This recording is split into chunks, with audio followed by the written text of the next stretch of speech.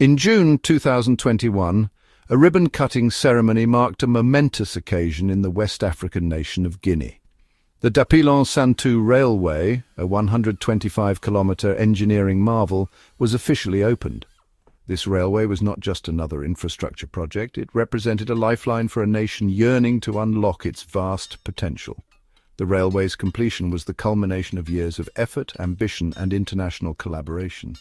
For Guinea, it was a symbol of progress, a testament to the nation's determination to overcome its infrastructural challenges and claim its rightful place on the global stage.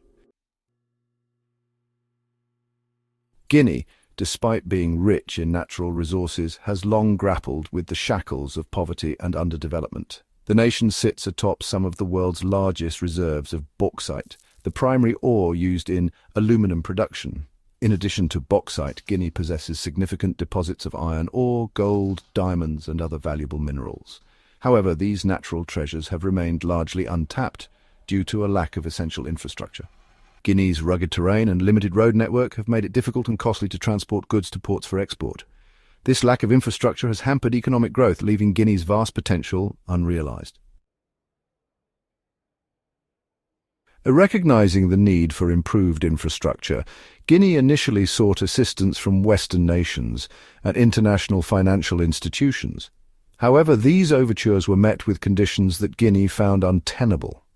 Western lenders often demanded stringent austerity measures, privatization of state assets, and other policies that Guinea viewed as detrimental to its long-term development goals. The imposition of such conditions, often with little regard for local context or sensitivities, has left a bitter taste in the mouths of many developing nations. It is seen as a form of neo-colonialism, where economic power is leveraged to dictate terms and extract concessions.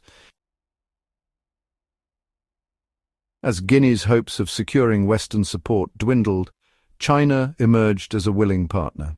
Eager to secure access to Guinea's vast mineral wealth, China was prepared to finance and construct the Dapilon-Santou Railway without imposing the same stringent conditions as Western lenders. China's approach to development cooperation, often dubbed the Beijing Consensus, stands in stark contrast to the Washington Consensus. It emphasizes infrastructure development, trade, and investment as key drivers of economic growth, with a focus on pragmatism and mutual benefit. Section 5. Overcoming the odds. The construction of the Dapilon-Santou Railway was a monumental undertaking, fraught with challenges. The project required navigating difficult terrain, overcoming language barriers, and adapting to extreme weather conditions. The lack of existing infrastructure and skilled labor in Guinea further complicated matters. Chinese engineers and construction workers, working alongside their Guinean counterparts, persevered through these challenges with remarkable resilience and ingenuity.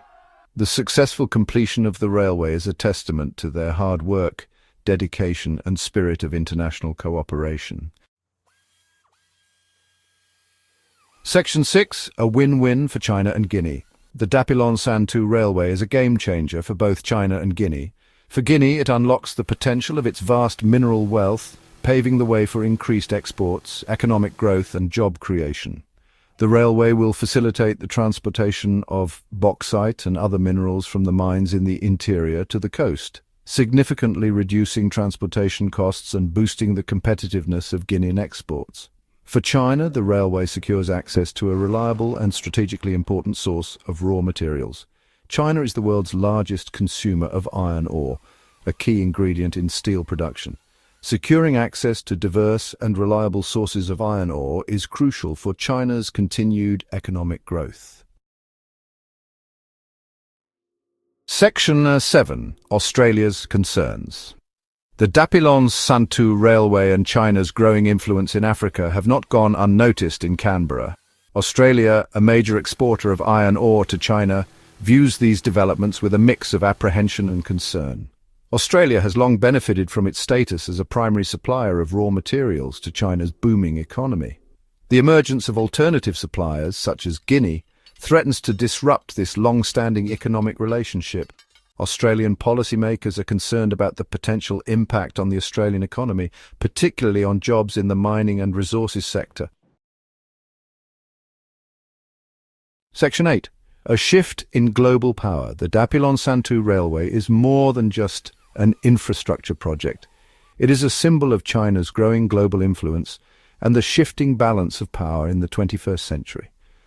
As the West retreats from development assistance and imposes stringent conditions on its lending, China is stepping in to fill the void, offering a more pragmatic and mutually beneficial approach. This shift in global power has profound implications for the international order. Developing nations, long relegated to the periphery of the global economy, are finding new partners and opportunities for growth. The West's continued reliance on outdated models of development and its unwillingness to engage with developing nations on equal footing risk further eroding its influence and credibility. Section 9. Looking ahead. The completion of the Dapilon-Santou Railway marks the beginning of a new chapter in the relationship between China and Africa. As China continues to invest in infrastructure and development projects across the continent, it is fostering closer economic and political ties with African nations. The West, if it wishes to remain relevant in the 21st century, must adapt to this new reality. Engaging with developing nations in a spirit of partnership and mutual respect rather than dictation and self-interest is essential for building a more just and equitable global order.